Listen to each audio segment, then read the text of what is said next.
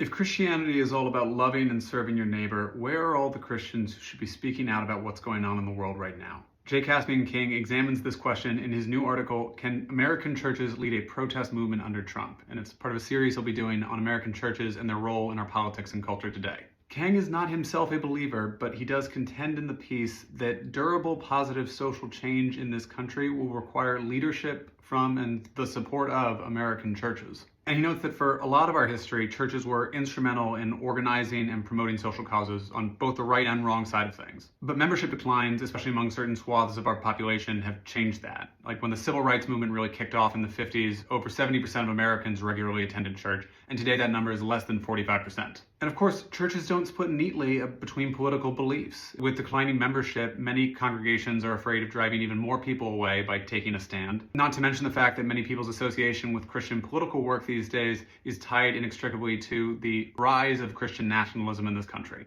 Now, Kang doesn't ignore that churches have spoken out or that clergy has been mistreated in the midst of today's issues, but he doesn't see those situations as rising above the din of the spectacle to something that actually promotes durable social change. And there are 2 points Kang makes that I find really interesting. The first is that activism, especially on the left, has too often become centered on these larger scale flare-ups, the massive protests or the big stirring marches that dissipate as soon as everybody gets home and posts their photo online. I don't think he's saying that anybody who participates in these mobilizations is wrong. I mean, he wrote movingly in a separate piece a few weeks ago about how one of our current national problems is that even when the majority of people and the majority of Congress oppose an action the federal government takes, no one can actually rein them in. But I do think he's hungry for us to actually see that translate into durable social change. And he sees churches as an essential part of that. The second point dovetails with something I've said before, which is how difficult it is to recognize the humanity and essential dignity of the people around you. Certainly your friends, but especially your foes. As a non-believer, he expresses some admiration for the firmer foundation Christians can feel on that front than he himself has, with a morality primarily based on his own personal outlook. I thought that was a brave and a moving admission that's probably not easy for a secular individual to make. As a Christian myself, a weekly Mass-going Catholic, and as someone who's become a lot more religious over the past decade, I'll offer that I think it's absolutely essential that churches and their congregants alike take a stand for their beliefs.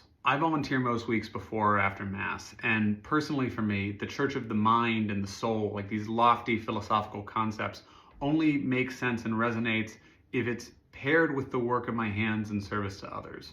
I suspect that's true for a lot of other people as well. When the love we hear preached in pulpits on a Sunday only lasts until we reach the parking lot, I think it all feels too hollow to practice, and that explains at least some of the fall off we've seen in attendance over the last few decades. I hope you give the article a read and let me know what you think. I'm really excited to follow this series over the next couple of weeks. I think it's looking at crucial issues for the country and the world today.